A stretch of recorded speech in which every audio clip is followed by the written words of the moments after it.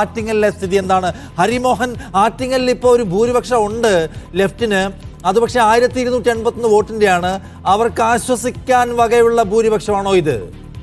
നിഷാദ്, രണ്ട് മുന്നണികൾക്കും ആശ്വസിക്കാൻ വകയുള്ള ഭൂരിപക്ഷമല്ല എന്നുള്ളതാണ് വാസ്തവം. കാരണം 7 റൗണ്ടുകൾ പൂർത്തിയായപ്പോഴാണ് വെറും 1289 വോട്ടുകൾക്ക് LDF സ്ഥാനാർത്ഥി മുന്നിലുള്ളത്. മുൻപ് അടൂർ പ്രകാശ് മുന്നിൽ കയറിയപ്പോഴും സമാനമായിരുന്നു സ്ഥിതി. 1000-നും 2000-നും ഇടയ്ക്ക് മാത്രമാണ് ഭൂരിപക്ഷം ഉണ്ടായിരുന്നത്. ഇനി എണ്ണാൻ പോകുന്നതിൽ അടുത്ത 4 റൗണ്ടുകളാണ് ഏറ്റവും പ്രധാനപ്പെട്ടത്. കാരണം 8ാം റൗണ്ട് കഴിഞ്ഞ തവണ ഏറ്റവും കൂടുതൽ ലീഡ് ലഭിച്ച ഒരു റൗണ്ടായിരുന്നു. 15,000-ഓളം വോട്ടിന്റെ വ്യത്യാസം കഴിഞ്ഞ തവണ 8ാമത്തെ റൗണ്ടിലുണ്ട്. ഇത്തവണ 8ാം റൗണ്ടിൽ കൂടി വിജോയ്ക്ക് ഒരു ഭേദപ്പെട്ട ഭൂരിപക്ഷം കാഴ്ചവെക്കാൻ കഴിഞ്ഞാൽ അത് വേണമെങ്കിൽ ഒരു ട്രെൻഡായി കണക്കാക്കാൻ കഴിയുന്ന കാര്യമാണ്.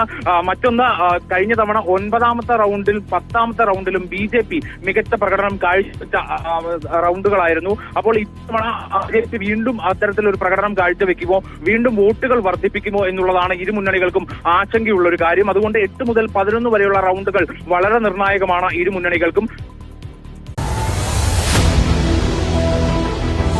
എണ്ണിപ്പറയും ഓരോ വോട്ടും. June 4 media 1-നൊപ്പം.